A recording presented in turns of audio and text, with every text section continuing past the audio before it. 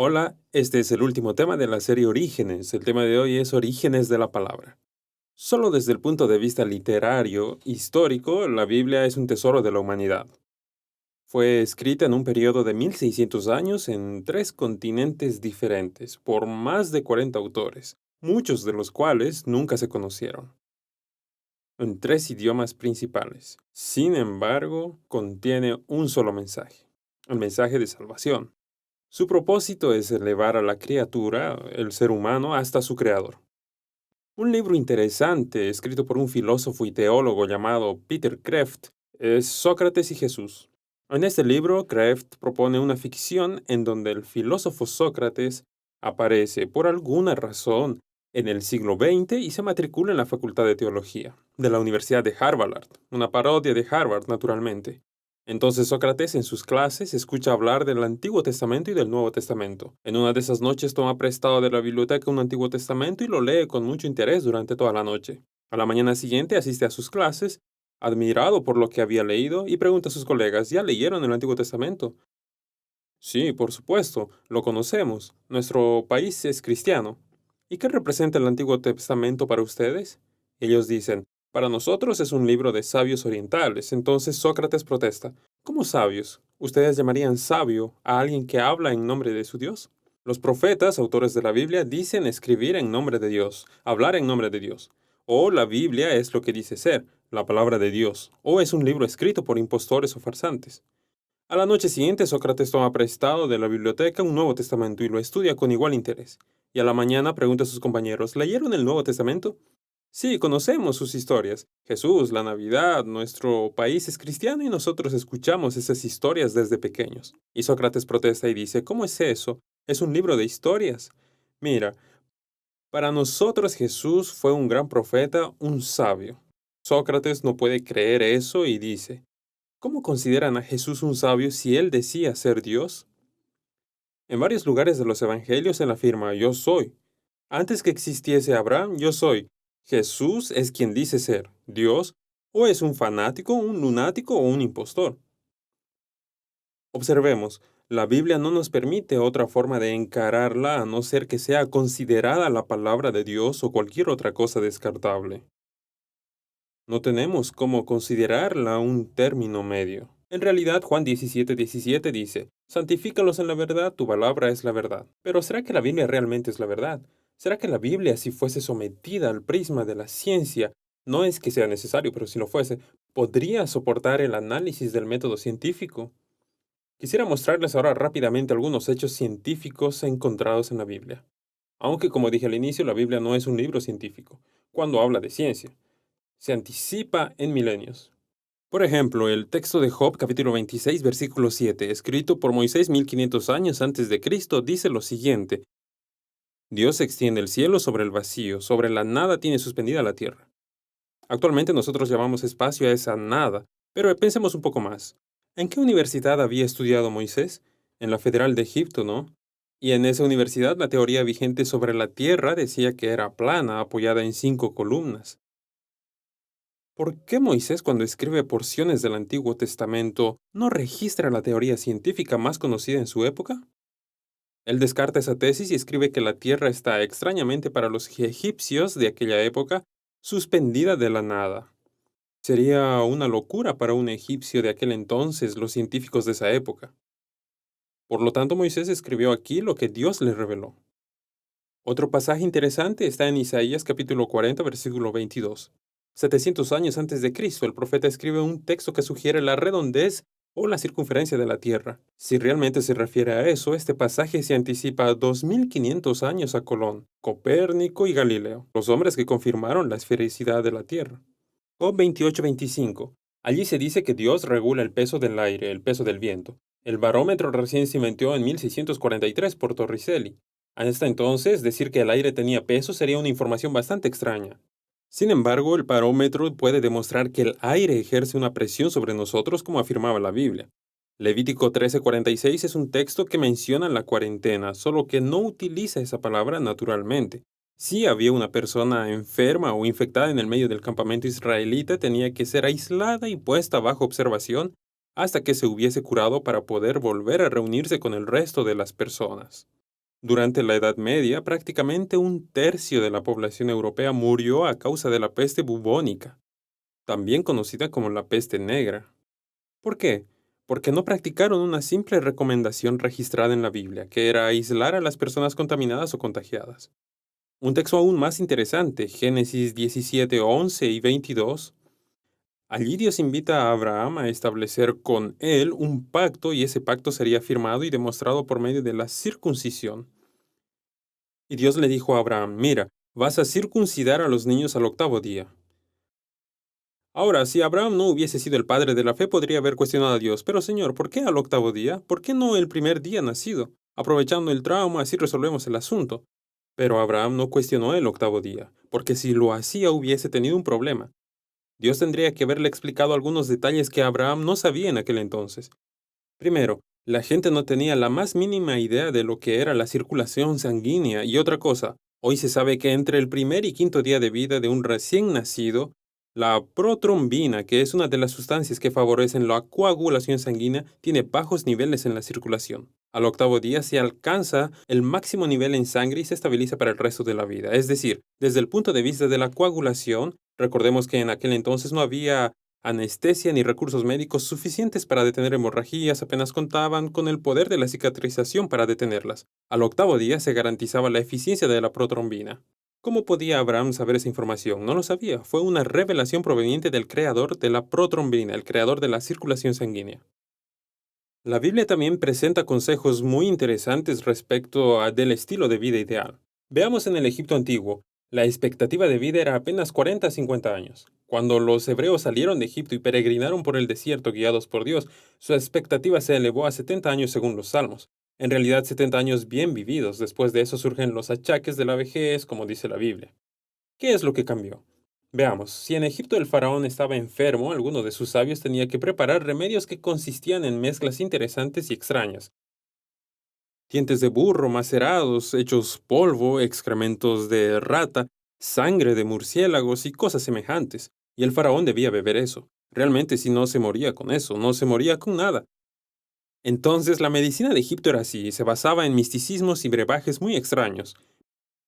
Pero cuando el pueblo de Dios salió de Egipto, Dios hizo que ellos desaprendieran esa medicina, entre comillas, y aprendan la medicina preventiva que incluye la luz solar, el descanso adecuado, el ejercicio físico, el agua pura, la confianza en Dios, es decir, los 8 remedios que propone la Biblia.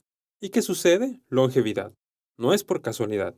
Y así funciona hasta hoy, si decidimos practicar estos consejos de salud que están en la palabra de Dios. Muy bien. Vamos a hablar un poco acerca de la arqueología bíblica y su testimonio respecto de la veracidad histórica de la palabra de Dios, la Santa Biblia. En 1798, Champollion, un joven erudito francés, tradujo la piedra de Rosetta. Esta piedra había sido descubierta en Egipto. Contenía un mismo texto en 3 versiones, griego, un idioma conocido, y 2 lenguas egipcias hasta entonces misteriosas. Basándose en el griego, Champollion fue traduciendo, decodificando la lengua egipcia, y a partir de sus conclusiones se pudo inaugurar la egiptología y el Egipto antiguo fue reabierto a la investigación de los arqueólogos. Es interesante notar que Moisés escribió la Biblia en hebreo y no en egipcio. Podría haber utilizado la lengua famosa de la época, los jeroglíficos, escribiendo sus caracteres que conocía muy bien porque estudió en Egipto. Sin embargo, escogió la lengua de los esclavos, el hebreo, para escribir la Biblia. No creo que haya sido una decisión propia, más bien una orientación proveniente de Dios, porque si la Biblia hubiese sido escrita en lengua egipcia, por muchos y muchos siglos habría quedado oculta del conocimiento de las personas hasta que Champollion, en 1798, tradujese los jeroglíficos y recién entonces sería comprendida. Pero no, fue escrita en hebreo. ¿Por qué? Porque Dios quería que los lectores de aquel tiempo la entendieran y que siempre fuese entendida a lo largo de la historia, porque el hebreo nunca se perdió. Es una lengua muerta fijada en el tiempo, pero siempre fue inteligible. Allí también vemos la sabiduría divina. Durante mucho tiempo algunos críticos decían así, mira, ¿quién garantiza que la Biblia entre tantas copias y transcripciones no fue adulterada y su mensaje fue modificado? Tal vez la respuesta simplemente sería, yo creo que Dios quería conservar el relato de su libro. Pero en 1947 se descubrieron algunos jarrones en las cuevas de Qumran, en el Mar Muerto, dentro de los cuales había pergaminos que contenían textos de la Biblia. El rollo de Isaías estaba completo, intacto, y habían fragmentos de prácticamente todos los libros de la Biblia entre esos materiales, esos pergaminos. Basándose en el estilo de los jarrones y otras características, pudieron datar esos libros, esos rollos, en 250 años antes de Cristo. Pero, ¿cuál es la importancia de esta datación? Hasta el descubrimiento de los manuscritos del Mar Muerto, la versión bíblica más antigua databa de 900 años después de Cristo. Es decir, este descubrimiento aportaba una versión bíblica más de 1000 años más antigua que la versión más antigua que existía hasta entonces. Si pudieses leer arameo y hebreo, ¿qué harías si descubrieses esos manuscritos? Sin duda, si fueses curioso, compararías las dos versiones y los incrédulos comenzaron a especular. Ahora vamos a comprobar que existen incoherencias, inconsistencias en el texto bíblico. Por otra parte, los judíos, los protestantes y los católicos que creen que la Biblia es la palabra de Dios, entendieron que podrían conseguir la confirmación histórica de que la Biblia atravesó los siglos intacta y su mensaje fue preservado. Y fue así. Después de muchas investigaciones, se percibió que los manuscritos del Mar Muerto probaban que el texto bíblico fue preservado a lo largo de los siglos. ¿Quieres saber más?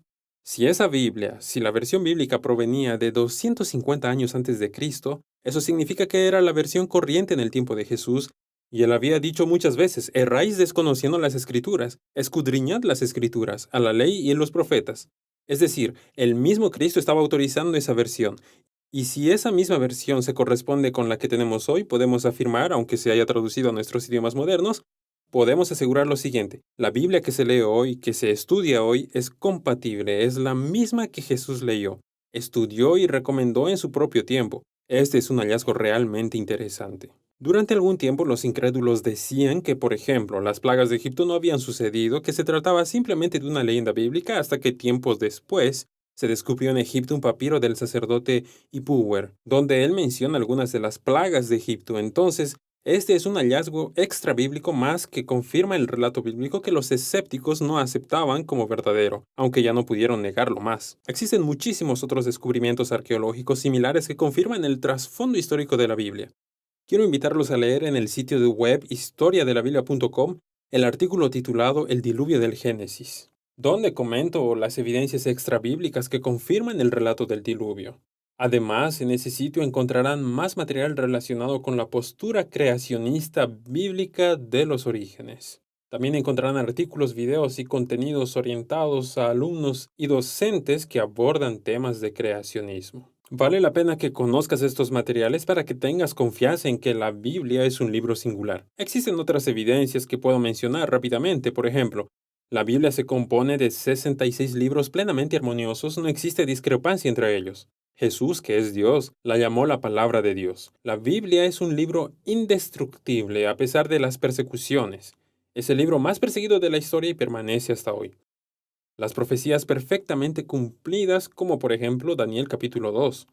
En un solo capítulo de la Biblia se resume toda la historia de la humanidad. Daniel capítulo 8, 9, Apocalipsis y tantas otras profecías fantásticas y cumplidas con exactitud. Pero, si tuviese que resumir un solo punto, ¿por qué creo que la Biblia es la palabra de Dios, un libro especial? Diría que es su poder para transformar vidas. Si tuvieses cajas y cajas de libros como El Capital de Karl Marx o incluso El origen de las especies de Charles Darwin en una cárcel, ¿qué sucedería? Probablemente algunos presos podrían informarse acerca de la filosofía capitalista, del marxismo o incluso del evolucionismo, pero no serían más útiles que eso. Pero ahora pensemos, como muchos han hecho, en distribuir Biblias en las cárceles. En poco tiempo veremos que suceden milagros. La transformación de la vida de las personas puede ser operada solamente por un libro que tiene las credenciales divinas. Blaise Pascal, el científico que mencionamos en el tema anterior, cierta vez dijo: si el hombre no fue creado por Dios, ¿por qué solamente es feliz con Dios? Querido amigo, la vida solamente tiene sentido cuando nos conectamos con el Creador. Él nos creó para Él, como vimos en el tema anterior. Él nos hizo para tener una vida con sentido, y todo tiene sentido realmente cuando regresamos a Él y lo reconocemos como nuestro creador. Tenemos un origen noble, venimos de un jardín y tenemos un destino igualmente noble. Vamos nuevamente a vivir con ese Dios maravilloso. Piensa en esto. Analiza todos los argumentos que hemos presentado en esta serie y, como dijo Sócrates, sigue las evidencias a donde quiera que te lleven. Un fuerte abrazo y hasta la próxima.